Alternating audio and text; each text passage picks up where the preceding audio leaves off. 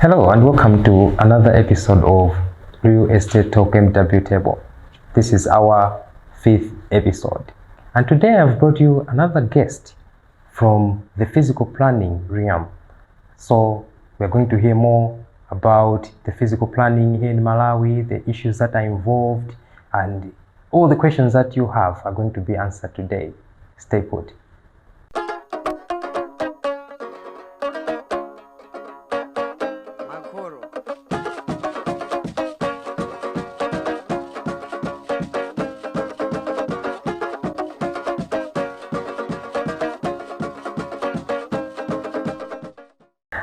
Welcome back. As I've already said, Chilinde alendole amene achokera ku Malawi Institute of Physical Planners, Mr. Gilbert Chilinde. Amenewa ndi one of the experts in this field and ndi munthu wankulu kwambiri pofika kuti ndi president ndithu wa institute imeneyi ndikuti amadziwa ndithu zambiri zokhuza ndi field imeneyi. Tikulandireni bwana Chilinde. Zikomo kwambiri. First of all, can you tell us a brief background of yourself so that the people who are watching should know you? My name is Gilbert Chilinde. I am the president for the Malawi Institute of Physical Planners. I trained in this area. My background is that I trained at the Chancellor College in the Department of Geography and Earth Sciences. Okay. With an interest in the area of town planning. And after that, I worked in the Ministry of Lands, in the Department of Physical Planning. Okay. And later I went for a master's training. My first master's was in Development Studies at Chancellor College again, University of Malawi. Yes. And in 2009, I got a scholarship to do another master's in Germany in the region of regional development planning and management in the program called Spring.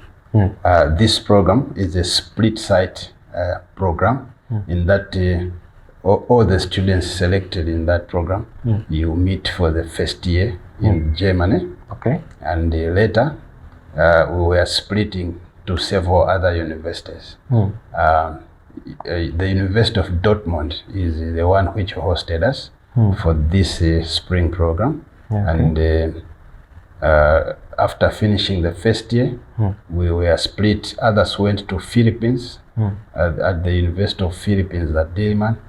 And others went to Tanzania, Adi University in Dar es Salaam, and another team went to Ghana, Kwame Nkrumah University of Science and Technology. Okay. And I and other colleagues went to Chile, University of Southern Chile.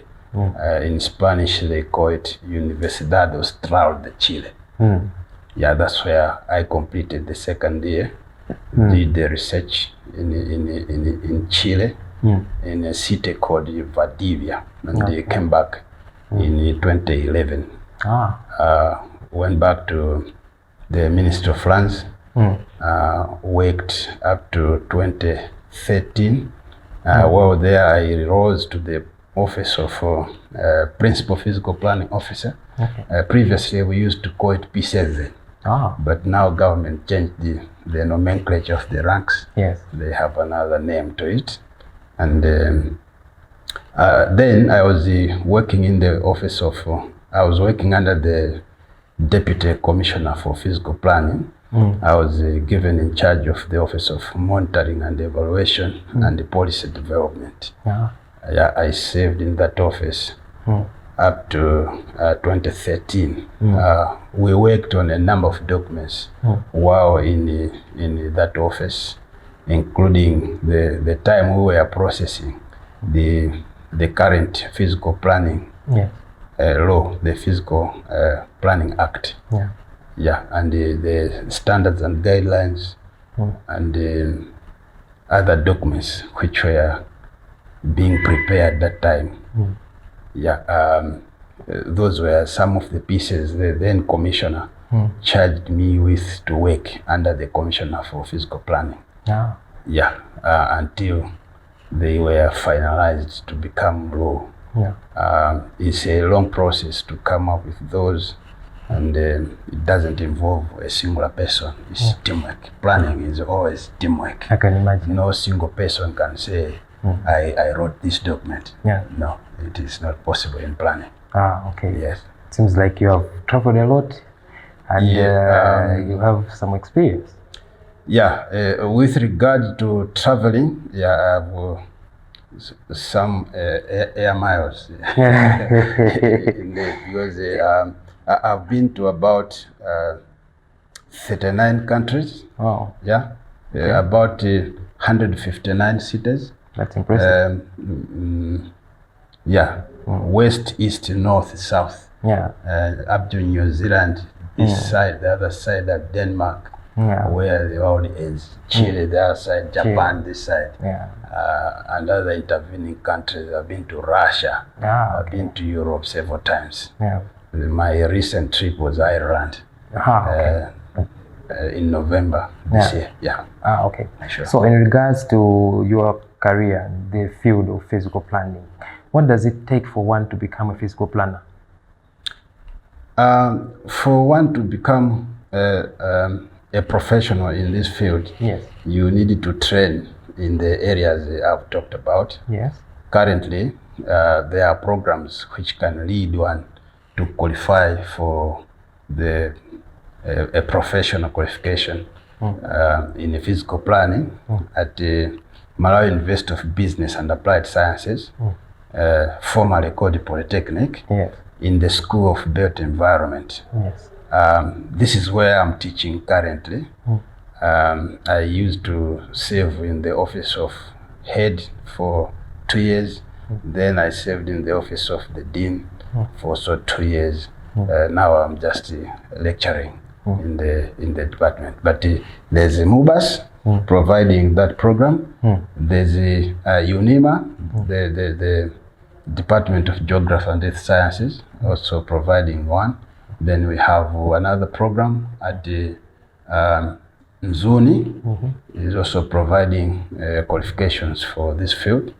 And there's also a program at Luana, especially the Natural Resources College. But this program is at a diploma level because their graduates apply to our university to get the degree. So they upgrade?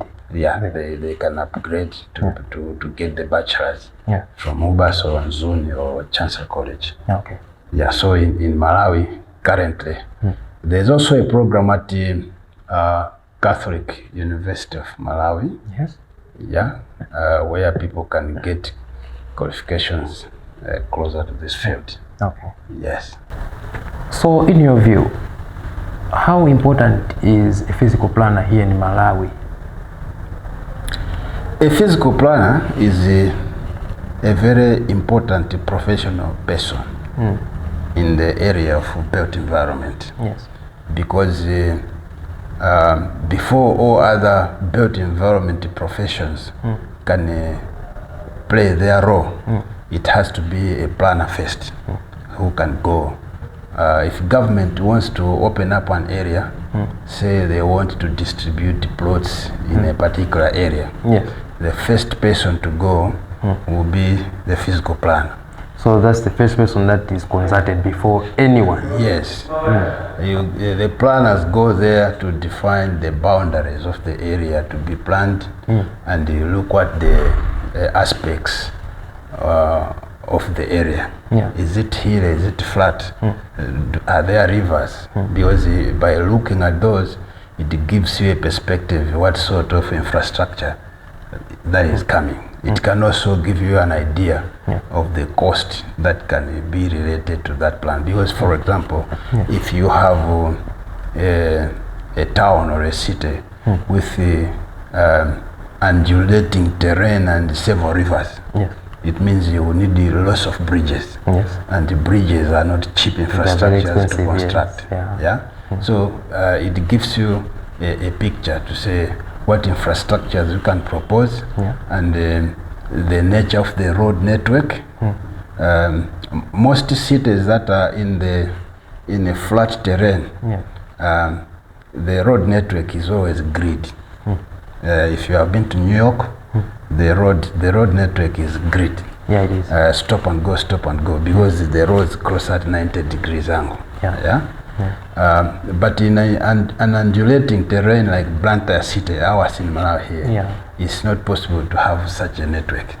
So by going to the area first, the planner can have an idea how to lay that particular city, and they define the boundaries, and then determine what should be the land uses, what should be where, because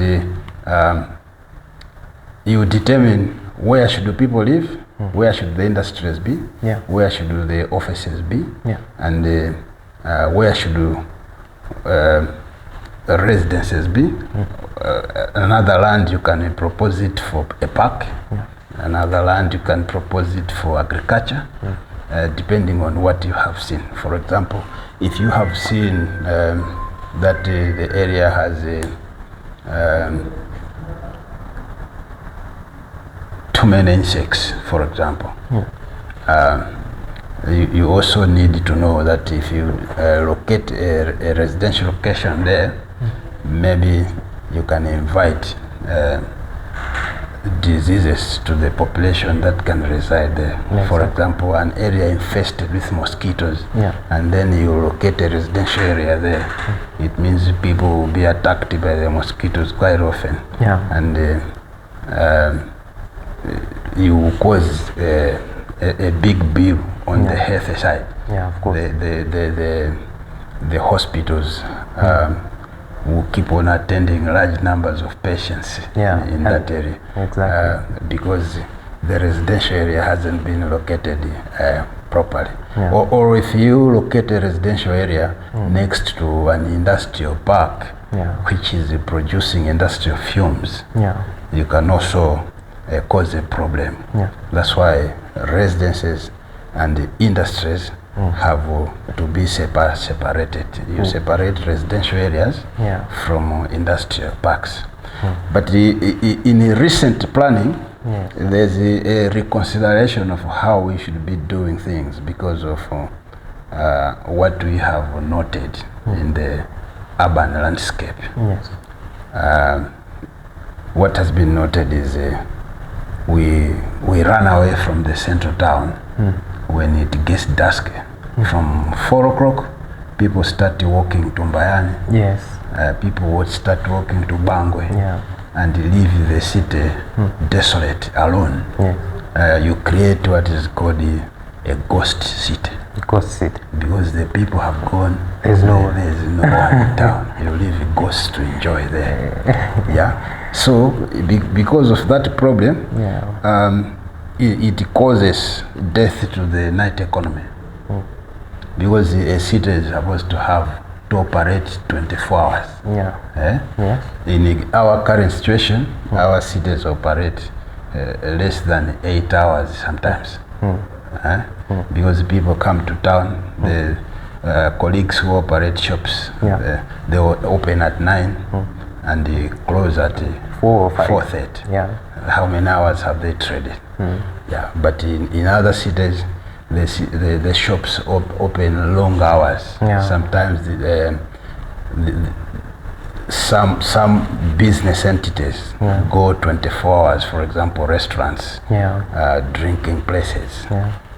People want a coffee and some other drink. They can they can access them at any time. So that keeps the economy running all the time. And it also creates employment opportunities, because if a restaurant is open for long hours, the people are entitled to work for some hours then rest. So the restaurant is going to have people working shifts. It means they will employ more. Mwatuuza kufunikwa kwa muntu wa physical planning muno Malawi. Now Malawi munomo terekeze mu city yathu imeno ya Blantyre. Nthawi ya mvula ngati ino timapeza misewu masefukira madzi maeria zena ndina Blantyre amasefukira ndithu madzi. Should we say ma physical planners are not doing enough kumalawi kunoko kuti mpaka na zizifika situation yachoncho? Chifukwa mushawa you have traveled maiko ambiri ndi mmene mwalongosola kwambiri lokuja kuti zimene zizi munazoonako mutapita kaya maiko anzathu. Do you think the physical planners are doing enough? Choyambirira ndine kuti ngozi zachilengedwe zikhoza kuchitika ku city iliyonse olo yochitidwa plan bwino kwambiri. Kunali madzi osefukira kuma city angapo ku Germany last year. Ma Germany etu amachita plan bwino kwambiri, ma town yawo ma settlements are well planned. Yes. Ngala ndi suma zoona mu nsewu yazimakhala pakati pa nsewu paja. Asana ike tama ke pamwamba paja amamba kai akumba ngala ndi zonse underground. Kenako kuzaikatala uja pamwamba. Kuma adazalandira mvula yochulukirapo than what they knew in history. They failed to contain it. Yes, they failed to contain it mpaka madzi amakoka magali moto mmatawuni mje. Mpaka awombesa uko. Ndi ngozi zachilengedwe zimabwera ndithu. Koma nkhani ndi yakuti city yo ili planned to contain what? Ndiyo zikafika kumbali ya madzi osefukira ndi ngozi zina. There's what we call 100-year flood zone or 50-year flood limit. So when you are planning, you design with kudadi kusefukire mazi.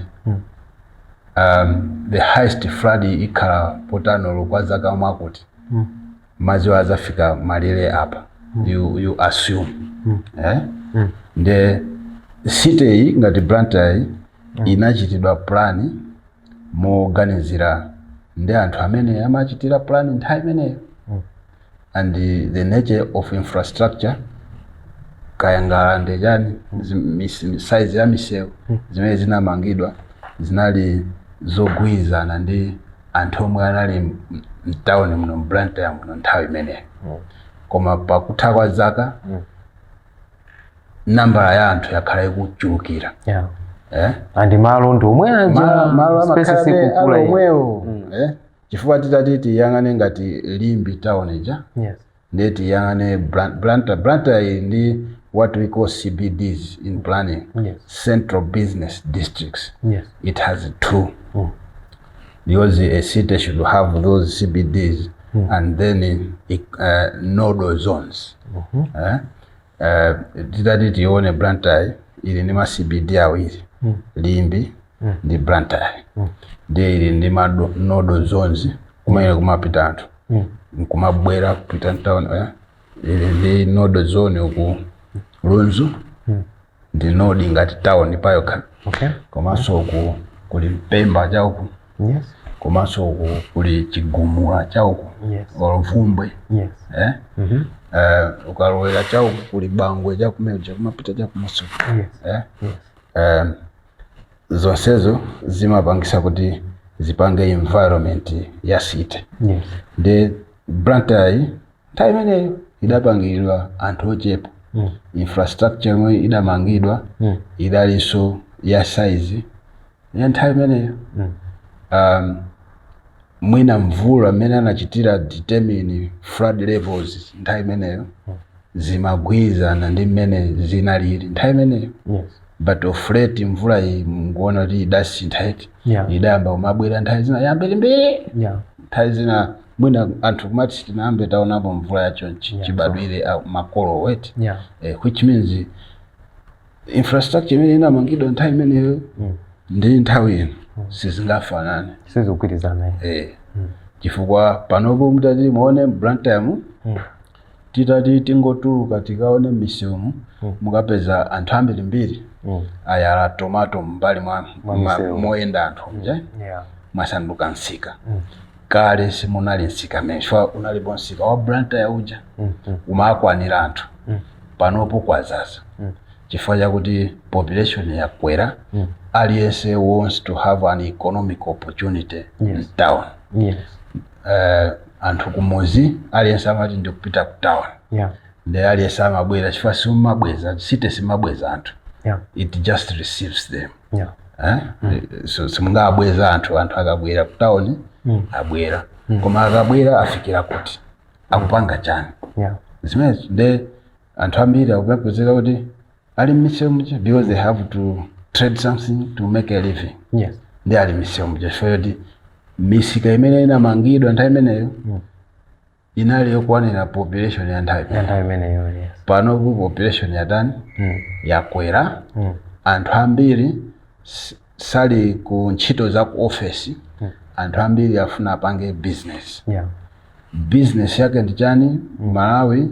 Anthu ambiri business yawo imalowera ku agriculture chonchi. Kulisa tomato, chinangwa, chifukwa ndi zimene tikutani tikupanga produce. Ndezi mabwera town iso imazifuna chifukwa kaziyala mu anthu amazigula atu kwambiri. You see anthu amagula nchifukwa mabwera konso mawa mkucha atata aziyala anthu sakugula sangabwere kwa chifukwa kuti anthu amabwera amaona kuti pali msika. Ndezi zimene zija zikumabweresa zinyalala zambiri. Nthawi zambiri zinyalala zija maona kuti amatha kungozisesera mu ngalande ili pafupi kuzisiya pomwe. Mwina asite athu achedwa kapena siku limodzi masiku atatu sana sese nde kuti ngalande ichaizaza to mvula ikabwera imasesa zimene zija nkuzilowesa mmapanga momwe munakhonzedwa kuti muzidusa madzi okha mwalowa zinyalala nkuseka kumeuja. What will be the next thing? Flood. Chifukwa kuti madzi aja sakupitaso zinyalala zaseka.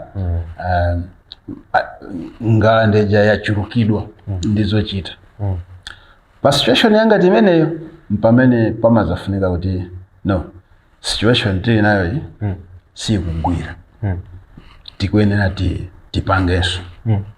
Mpamene pamabwera urban redevelopment. Nde maplana amabwera so okay ababa nsewu tifuna tikukulise ngalande itikumba iye kwambiri building itigwesa nsewu kule chonchi abakanga ndo ukhala koenda anthu ukhala kotana.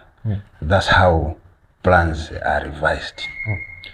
Blantyre yakhale ndi maplani ambirimbiri.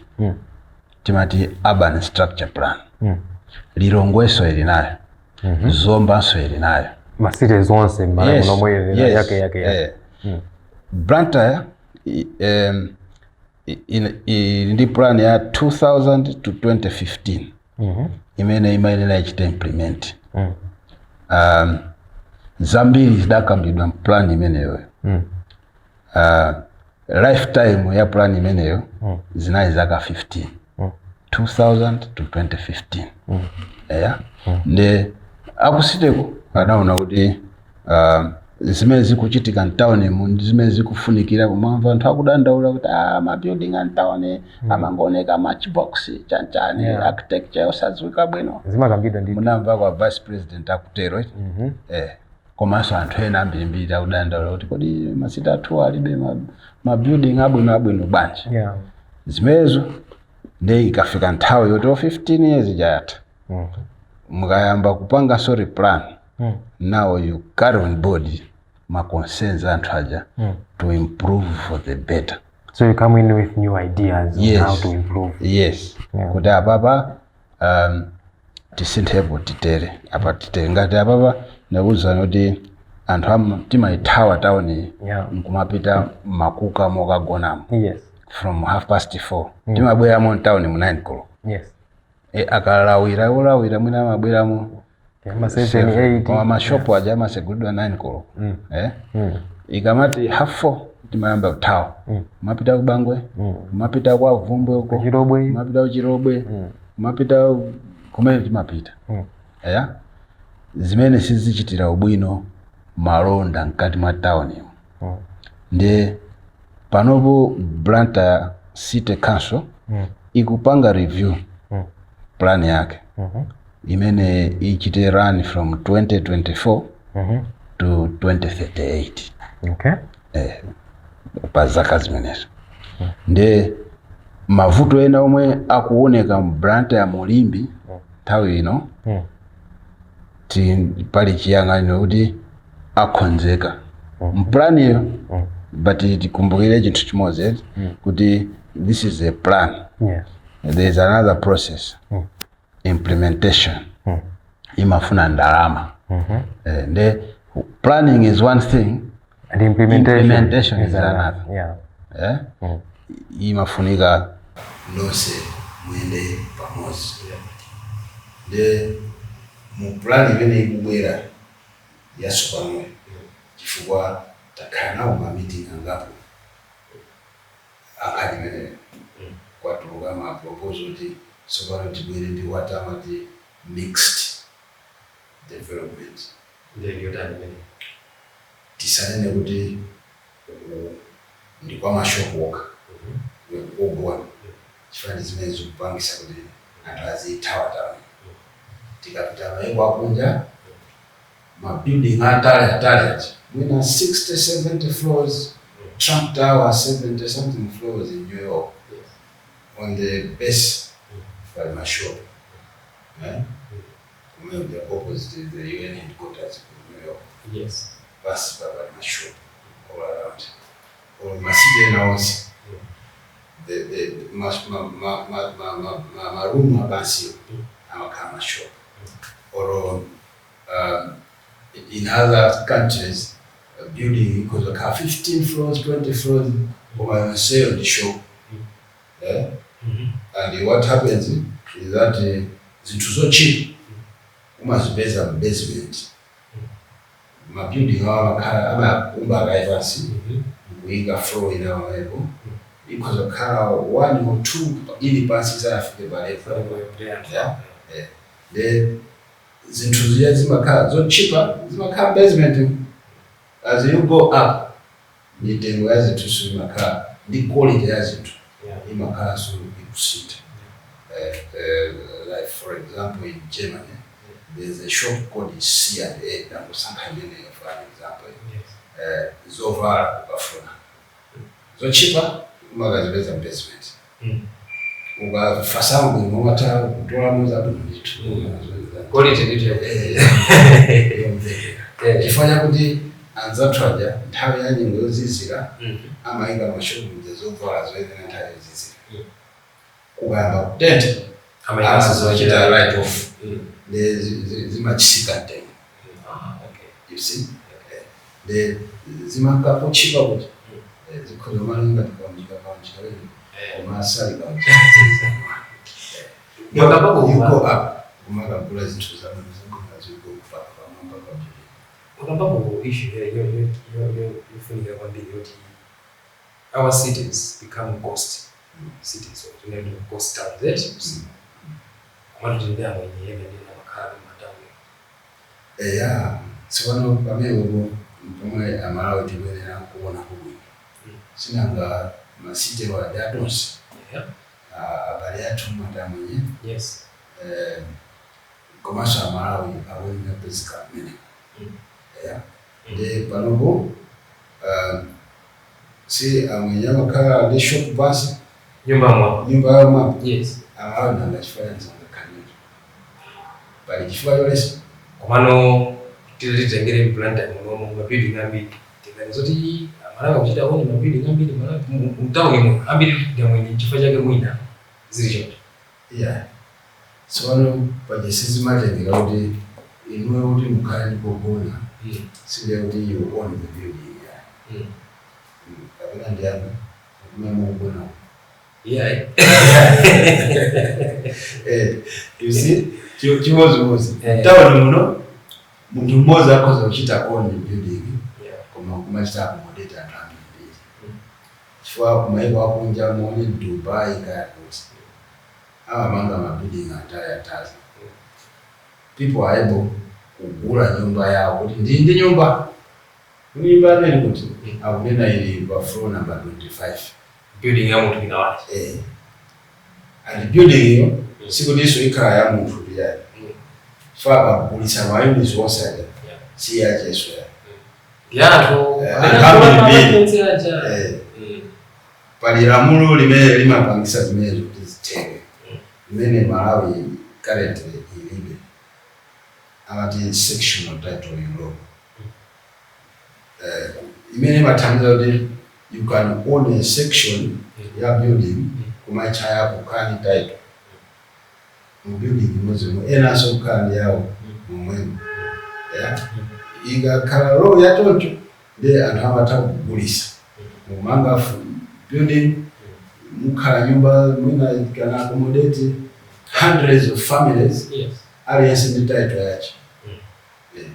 Zimenezo tikuyenera kupangaso kumala koma pali caveat imodzi sociology chifukwa mtundu wathu wonse uli ndi zomwe unazolowera ndi kungowasintha lero anthu mama amavutirako. Already mtown timaona kuti mashopu amene ali pa floor number 2 samagulisa bwinobwino. Mashopu omwe ali pa floor number 2, 3 malonda wasamaenda bwinobwino. Anthu amalonda kugula ground chonchi angolowa shopu atondeke zokwera pa stepe. Ndi mbali imodzi yomwe sociology yathu kaya culture yathu ikuyenera kusintha because culture is dynamic, it changes. Anthu azolowere kuti kukhala ndi nyumba sinde kuti ikhale padothi loti kuiona poti peke lake ndiyo ngoza kukhala ndi nyumba building yodana manga wina iyo wangugula building ukangugula nyumba yako mu building imene enaso angula yawo mene ena angula yawo. That's how amakhalira kunja. Ndi chifukwa choti kumalawi kuno anthu ambiri sanakhale used to that aliyense amafuna amange nyumba yache padoti. Imene ndayicho kuti imene ndiyanga tidamva kwa kansala ena kunena choncho kuti so za nyumba zitali kumalawi kusizingatheke mafuna aliyense akhale ndi nyumba yake padoti azibona. Koma the image we are looking to have siyayo chifukwa kunjapo in development studies, in development economics, someone wrote to say when a poor country looks at a developed country, it sees the image of its own future. Kuti sife ndosawa ndi tifuna tizalemere ngati chikoyo. That's why ulindikira panga maplana yawo kuti tifuna tifike pa level yazikoina limene lazikwanisa kale. Tikuyang'ana kuti mafuna sotafika ngati Malawi imafuna itakhala ndi ma speed train na ma bullet train yale tilibe train yathu imaenda how many kilometers per hour? 60 kilometers per hour. Range ya 40 to 60. Ifanta yenda nimotagona hapa akuenda basi ndi train my boss ntaizi kwa mwana panogo hata banga ujeruja anayewejezera speed ndi zinthu zikuchita yani zikuchita improve. Koma we would like to get na face training yayoenda 600 kilometers an hour. Yeah. Bwana mwakambapo mapointi osiyanasiyana ambiri then mafuna ndifunse kuti mwakamba za lamulo limene kumalawi kuno limene tilibe panopa nokuti munthu utha kupezeka zoti wagula apartment ina yake ndikhali mapepala bwinobwino tizina kuti kumalawi kunoko mu period imene mwanena ya 2024 to 2038 maplani amene akuchitikawo tinene zoti lamulo limeneli litha kukhalamo kupezekamo kuti anthu kuzaona kusintha. Lamulo limenelo linachitidwa kale draft.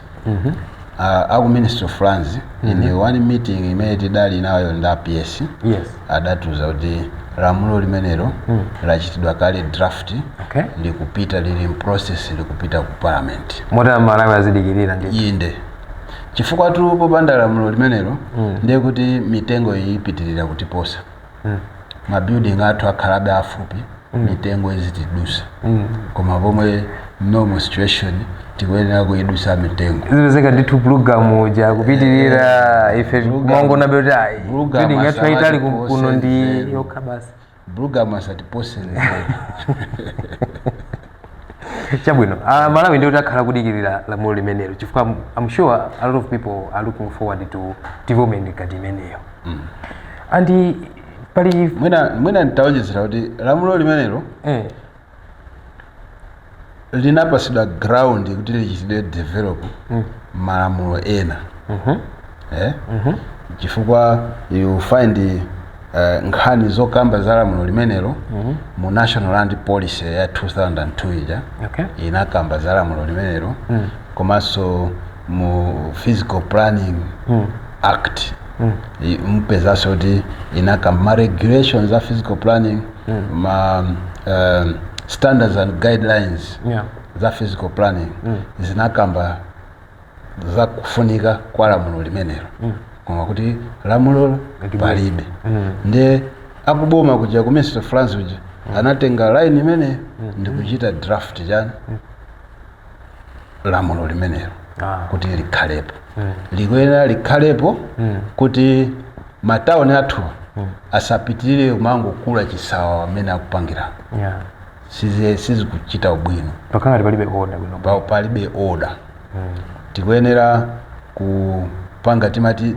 densify masitewa muzikhala anthu ambiri mkati mwa town zimene zingathandize kuti economy ya matauni athu or mizinda izikhala active maawa zochuluka ndipo mpomwe tingathe kuchita create ntchito za anthu ambiri chifukwa yoti anthu atha kumasinthana ngati ogwira ntchito mahotelo marestaurant malodge ndi kwina malo azisangalalo kukakhoza kukhala ku theater kuonestera zisuzo ndi malo ena somwe samakhala oseka kumaiko kwina kapena places of interest za tourism anthu amakhala kupitabe even mkati mwa usiku as long as you have given them adequate light. Timona samagona achina Las Vegas anthu amakhala kuti every time something is happening sagona. Some people have raised the concern yokuti kumana kuno tukangati tikuiza be system yachitsamunda whereby kalikale anthu apezeka zoti kumagweda maplot madera ina mpeza plot yaikulu kwambiri koma mwina kanyumba kakang'ono kokoneka kuti mwina kwa anthu kuti mwina ndalama koma mupeza kwa settlement area kwina ngati bangwe chani kuli compacted kwambiri and panopa zikuchitikabe pezeka kuti mwina malo kamagweda kwina kwake system yake ngati zomwe zijazo chikalekale zija. What's your take as a physical planner? Zimenezo nchifukwa cha ma planning standards and guidelines zimene zinalipo nthawi imene chifukwa in planning mkati mwa town mayenera kuikamo kwambiri anthu amene amakhala mkati mwandikana ndi town kapena kuma industrial parks ngati mene ili ndirandeja ndirandeja inaikidwa kumene kujaze high density area to accommodate anthu amagwira ntchito kuma factory kuja makata industrial area kuja ndichiyang'anira chakuti anthuwa asamayende mtunda wautali spending a lot of money on transport kuti akafike kumene magwira kuti akafike ku ntchito chifukwa ndolandira mwina ndalama zocheperapo nde asamakwere basi mtunda wautali kapena khayali ndi galimoto asayende mtunda wautali koma idea yaikulu imakhala to promote walking kuchokera ku nyumba kupita ku ntchito chifukwa kumaiko ena olemera panopo ya magalimoto sikwenikweni ngati if you go to Denmark upeza kuti mabwana ambiri amayenda pa njinga zakapalasa anthu ambiri amayenda pansi za magalimoto sikwenikweni they promote mass transit kapena train abwino aja onyamula anthu ambiri ukafuna kutero koma akupanga so masite yawo kuti akhale oyenda pansi oyenda panjinga chifukwa ukamapanga choncho you promote good health eso yanthu panga ma exercise in the process zani kudya nyama kukwera mgalimoto pita ku office khala pa mpando zuwa lonse ndikusika pa mpando mukadyaso nyama kachikena so kufika ku nyumba kukadya nyama kachikena ndikugona mama waso uli choncho the health yanthu imatani imavutirapo the anthu aona kuti achite tichite promote walking kapena cycling maiko olemerawo magalimoto anthu anachita paki kumanyumba nde mkati mwa taunimu maikamo anthu a low income kuti they can walk to shops to their place of work without spending much money on transportation. Anthu olemera andalama zambiri ndamene amaikidwa kunja kwa town low density kumekoko ena amatha kumanga khala mafamu mwawo kumene amatha kumanga nyumba yaikulu mchiploti chachikulu kumeko kwa anthu olemera kwenikweni even in the US ni kwina style yake ndimeneyo koma kumalawi kuno ma areas are low density panopo adayandikira kwambiri CBD chifukwa ka CBD kathuka ngati Blantyre Central Business District ndikakang'ono kwambiri mutati mungaone pa map muona kuti kandi ma street follow kajaga kuchokera pa clock tower po kongotere pya kufika National Bank ijako CBD ya Terabati pamene koma mutati muone nao na miwawa ija CBD inamba kulowa na miwawa muja pali mashopo anasegula sewapo chilomone kuja kumeye kuja kunali nyumba za anthu koma ulasa nduka mashopo which means economy ikutiuza kuti we have to extend the CBD nde maplan ena amene akubwerawo ndikuganiza kuti apangaso choncho ndikuona kuti ndikuganiza chifukwa kuti maplan atu amangopanga propose koma pa ground sopa ma planners amachita develop ma proposals kuti ufuna tikhale kwa kuti chite choncho kuti tere ndiye kama zikatha zimezi you present it to the public kuti talembatu plan ija iyi bwerani mugwezana nazo izi kapena ndizimafunika anthu apite chimachitidwa display document ija for 21 days kuti anthu akaikepo maganizo awo in public places akhoza kuzika machalichi akhoza kuzika ku city council kuja akhoza kuti anthu awerenge ngati zakukwizana nazo anene kuti ichi mwachita proposal pachi ife tikuganiza patakhala zimene siziyenda bwinera bwanji zitakhala makuti and makhala subject to change indeed yes imenezo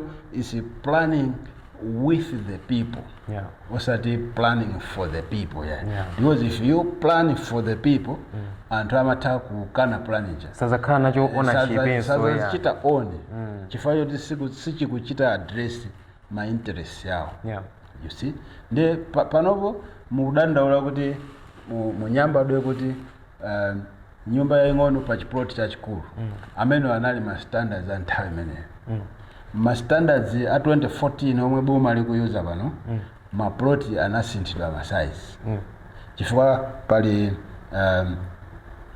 timati low density kumene kwa mabwanako ndiye kuli medium density kwa middle income where you expect kuti middle income people apanga kumeko ndiye kuli kwina ku high density ngati Ndilande Bangwe kuti ukhale aliyesi komanso kuli ndi makategori low density imatha kukhala high rise ukhoza kumanga ya low density koma zopita mmwamba ukhozanso kumanga high density high rise koma ikhozanso kukhala high density low rise zongomanga pa ngati panopo ndi high density low rise yokhala zongomanga pa ground poka koma plan iku ibwereyo ndi kudikirira kuti iyenera ivomereze kuti maderamo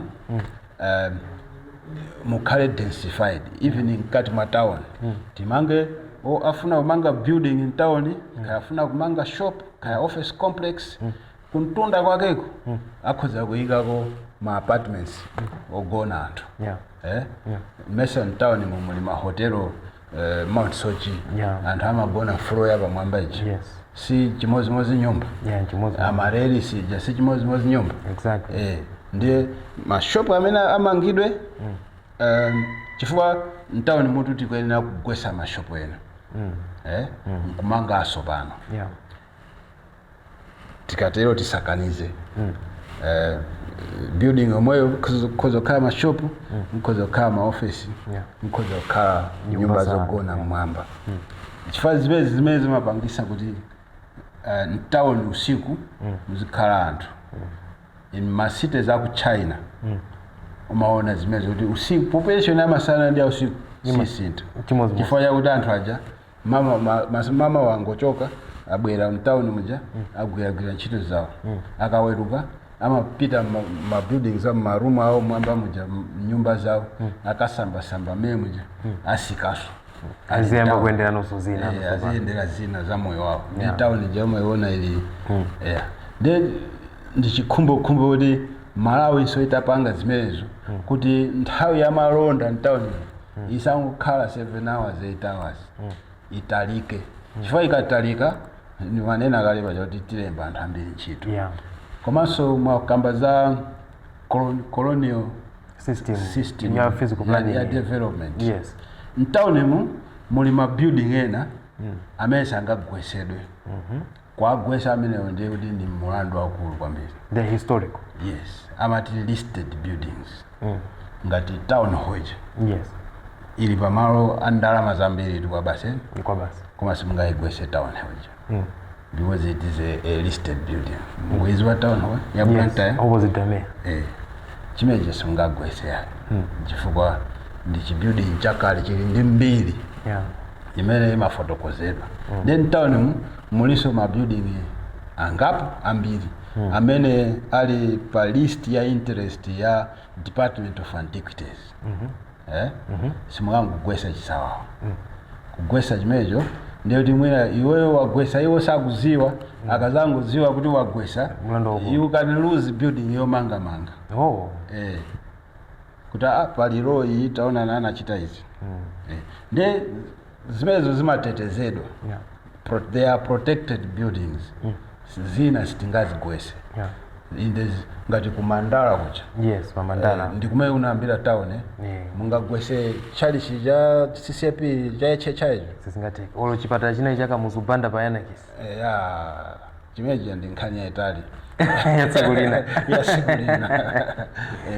all right chimeji those listed buildings simungagwese because they form the historical background of a settlement kuti chinayambisa town ndi chani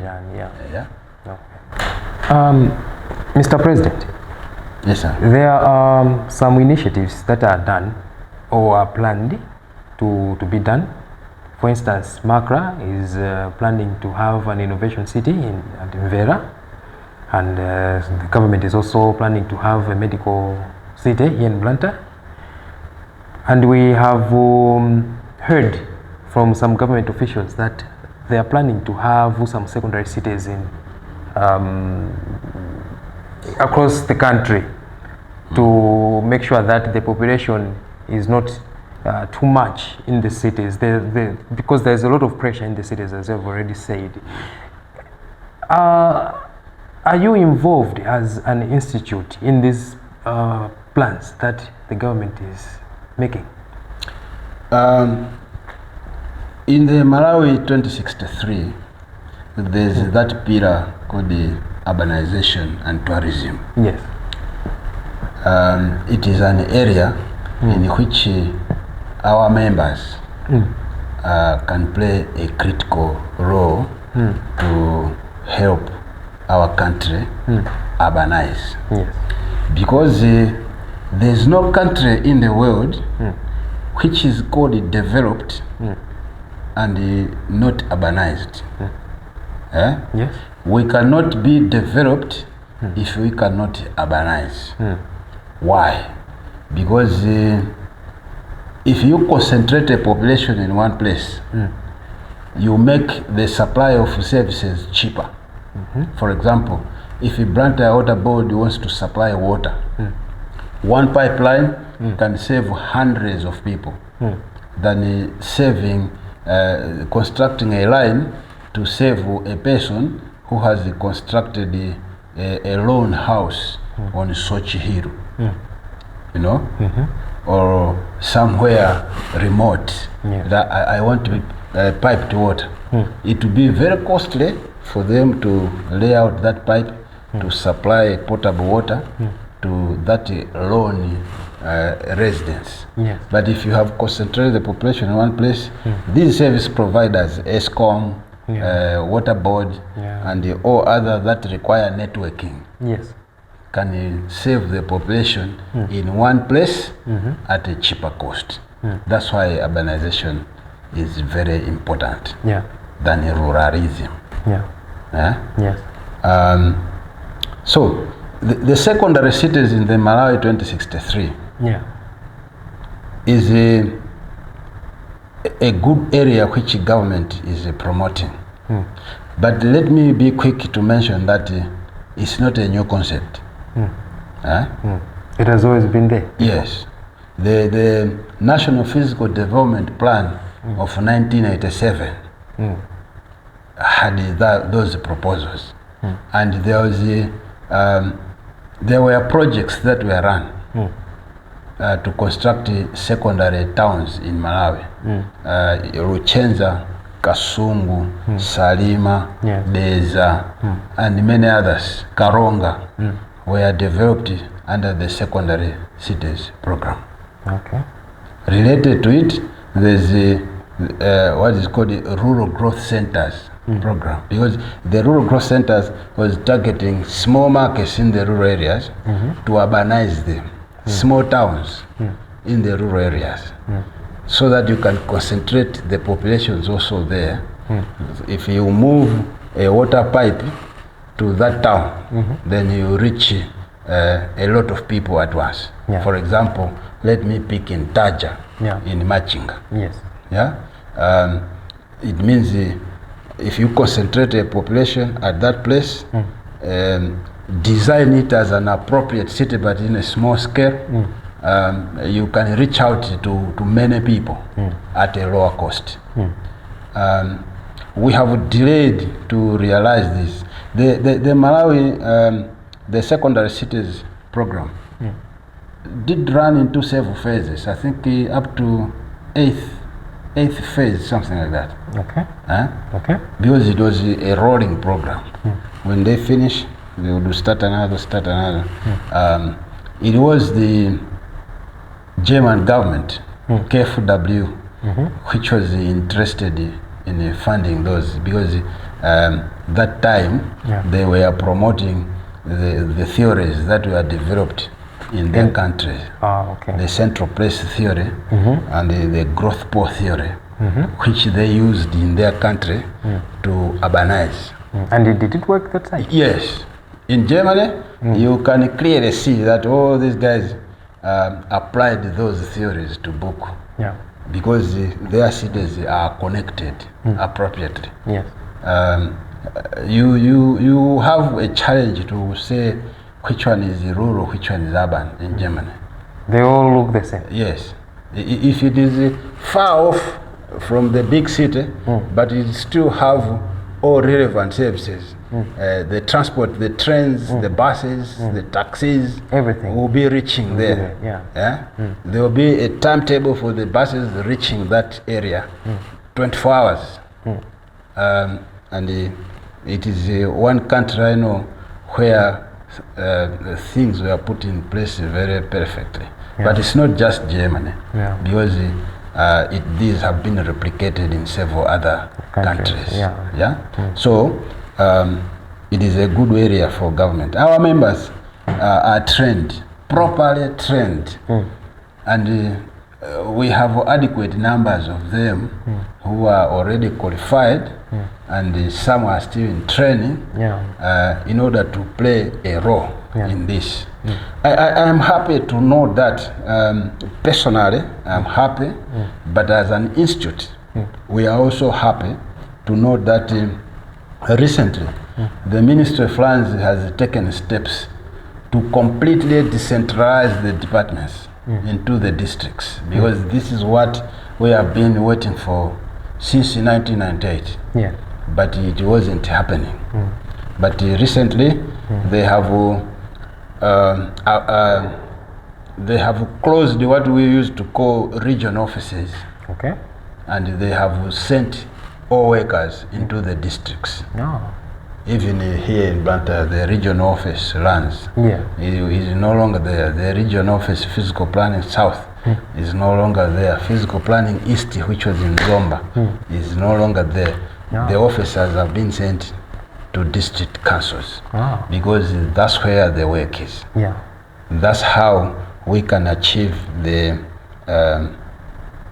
urbanization. Those small markets in the rural areas, these planners, these land specialists who have been sent to the districts, now they have a job cut out for them to show impact to the country.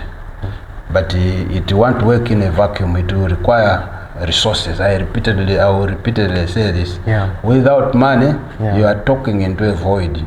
You can't realize development. Yeah.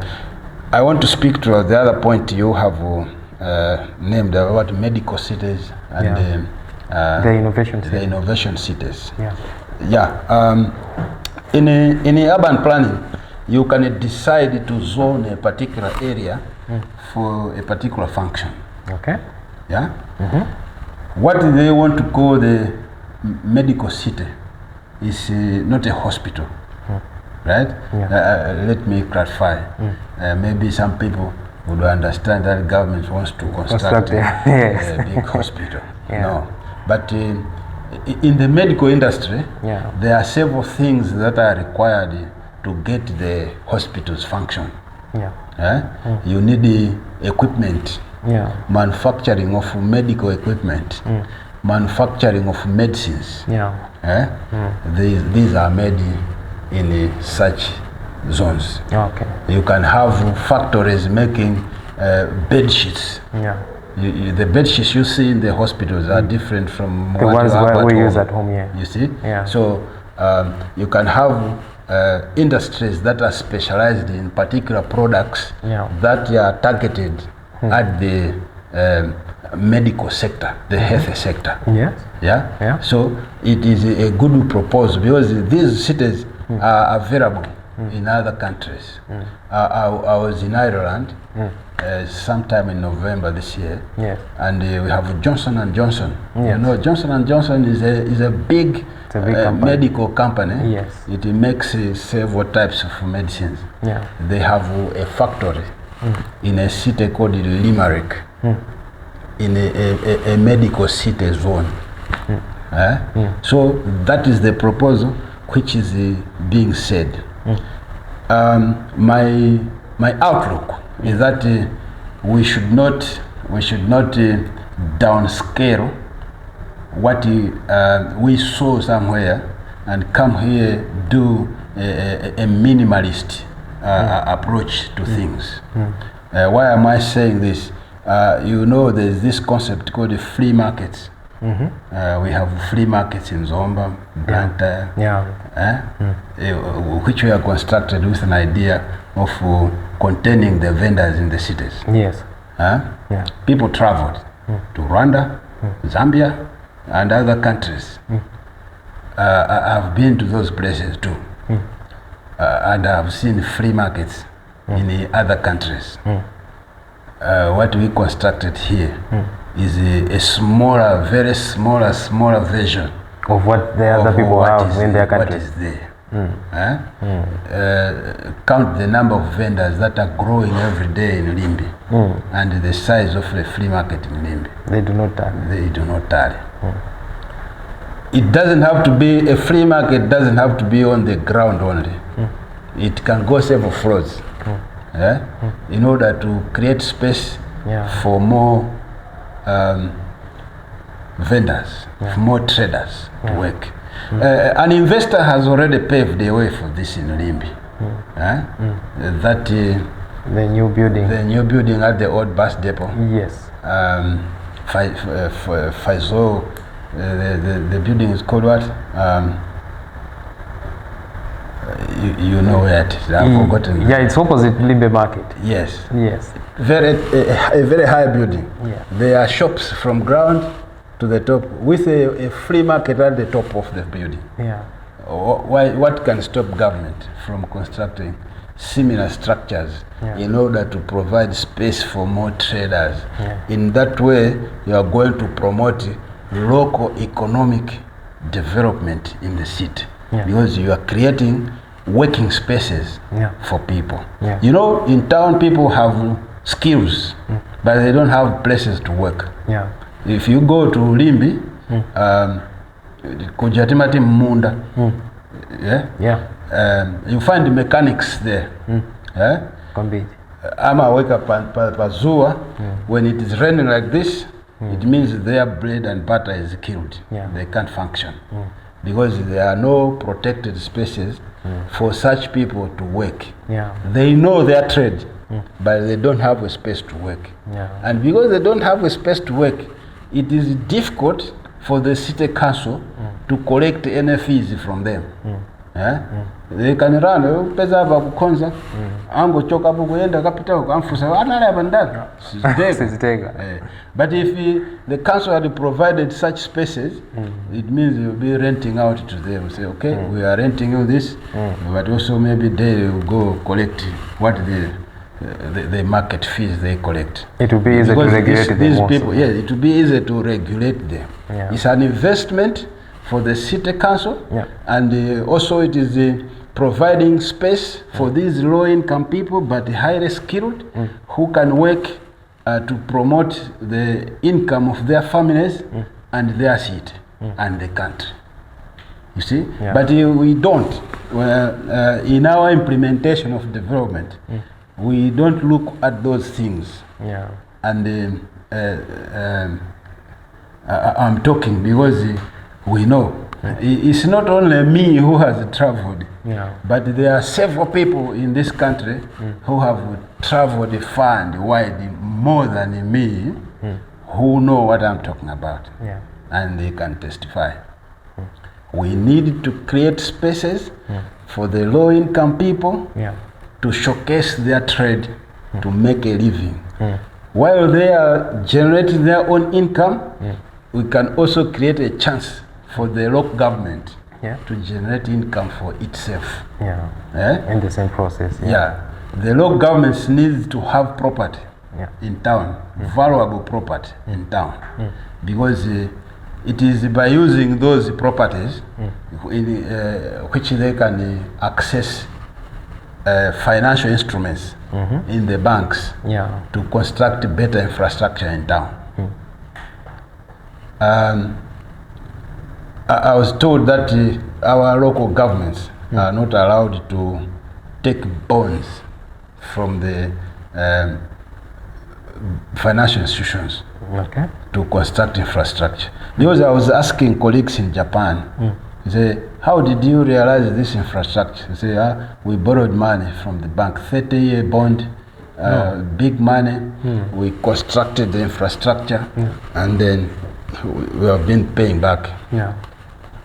Meaning that the building itself was also generating the revenues they were using to pay the bank. Yes, it can be a road. You can construct a road. In other cities, the roads are constructed by private financing. And when that private financier finishes the road, they can put a toll gate there. And if you want to drive here, you have to pay a little something. Then government gives them time limit to say you should collect your money by time X, maybe 30 years. If you don't collect, you lose, because you have to hand over the infrastructure to the public. So then the toll gets it doesn't become of use anymore. Let me go quickly into the innovation cities. These are themed cities, because it's the same as the medical city, but you are theming a particular city on innovation. To say you want to, the small industries that can be located there should be innovating things. So an entire area is constructed to house innovators. And they can come up with concepts, and those concepts are taken into the big industries and they produce products for the market. So that's the thinking of the government. You see, and it's not a new concept. It's a new concept in Malawi, but it's done already in other countries. Even here in Africa? Yes. There are cities in, let me name what, in South Africa. You can find such places because South Africa is a one economy which is much ahead than us. In Egypt, you also have such themed cities.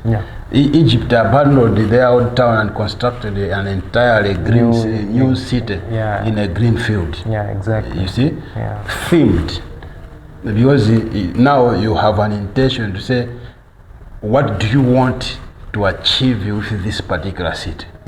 And when you design, everything that comes there is for particular purpose. So they just focus on that particular you focus on that. When you are looking for investors to come, you look for those who are playing in that area you want. If they are not, if you are saying, if you're in, what you are doing is not in the area of medicine, you better locate in another place where that what you want to do is happening. There's an example, IKEA of Sweden. It's a big shop which sells several products. You can construct an entire house from the shop, buying things from the shop, construct and furnish it, kitchen utensils, everything. It's a big shop, an international shop. Those guys came to Dortmund one time. The lecturer told us they wanted to construct a shop of that nature. And Dortmund told them, we already have this type of shop here, but if you want, you should go to area so. That's where we need that type of shop. They don't have it that side. They don't have it, so we would like to have it that side. They didn't allow them. They sent them that. They told them, if you don't want that side, then you are not welcome. You can't accommodate you. We don't have room for that. In Malawi, shopping malls are concentrated in one place, leaving areas that need that service without it. If I can give you an example for Lilongwe, you have game stores, ShopRite, that other the gateway mall. Gateway mall ili chakutali kuja. Kama ndifuna ndibele paka center. Pompa hapa. Pali ma shopping mall 5 ikaya 6. Chipiku Plus there. Chipiku Plus kuselu. Ina ekaya ya bweraso kuselu. Yes. Several shopping malls in one place. What do you create there? You create congestion. Because all the people from area 23 in Lilongwe, area 25, Chinsapo will be coming to that place. So you will have fleets of minibuses coming to that place with our transportation system, and you create a problem. What is required? Similar services need to be taken to near to the residential areas where people live, so that people can so that you reduce their transportation cost, and let them save money to use it for survival in their household. Pomaliza macheza twalero. Inuyo muli ndi vision yanji monga president wa institute imene ili ama physical planners kuno ku Malawi? My vision has been kuti tiyenera TSS kukhazikisa office yoti kuzikhala ma staff abungwe limenelo. Chifukwa panopo tilibe office imeneyo. Poyamba office imeneyo inalipo. Nthawi yomwe secondary centers development program inali active kwambiri inkalandiranso funding from masectors amenewo ndi matapasida support. An office was established ku Lilongwe, unali ma staff kumeko amene amagwira ntchito ali magalimoto zotero. Koma with time inapeza kuti office ja operation inavuta ndi panopo office palibe. Ndi chinali ndi chiyang'aniro choti titakhala ndi office imeneyo ndi kuti tikhala ndi base where to have a center for operation as an institute. Yeah. Komanso chiyang'aniro china chinali chakuti Malawi of late wakumana kwambiri ndi ngozi za mwazizizi zimene zikabwera zimaononga kwambiri. Ndiye pali zifukwa zambiri zimene zimachitisa ngozi zimenezi. Isi mwina pakufunika ukadaulo wapadera omwe ma members athu ma planners akuyenera kukhala nawo kuti athe kufikira anthu madera. Chifukwa planning is not siyama planners ya ndi ya public anthu. Ndakhandifollow zoti the planner always works with the public interest at heart. De ngozi zosefukira mazi kaya chani moto zikamachitika planner amakhala concerned kuti pamene zakhala bwanji. Chifukwa people also ask kuti maplanners anali kuti amathamanga amayewala kuti kodi chayambisa problem ndi chani. Mwina si planner koma pali zifukwa zina zimene zachitika. Mukhoza kuona kuti recently ngati ngozi inachitika ku Chirobwe kuja anthu adathamanga kwambiri kunena kuti maplanners ali kuti maplanners ali kuti. Koma mukapita muchita rewind kumbuyo muzaona kuti pamene rule of law inali tough panali bamanga ku long live uja kumekuja unali long live basi unali be nyumba chifukwa yoti rule of law nthawi imeneyo anthu amaopa samapanga zimenezo. Koma patabwera democracy aliyense akuona kuti akhoza kupanga zinthu m'manja mwake anthu anayamba kumangopanga zimene akuganiza. Koma kumene kuja ma planners anachitako designate kuti is a forest area kuzalidwe mitengo.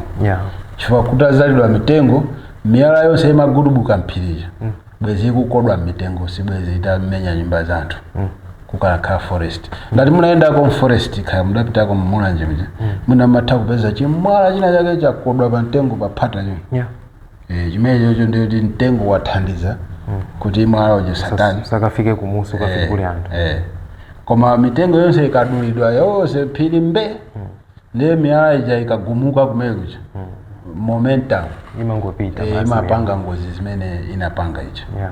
So planner ifeyo chiyang'aniro chathu njoti akhale well trained.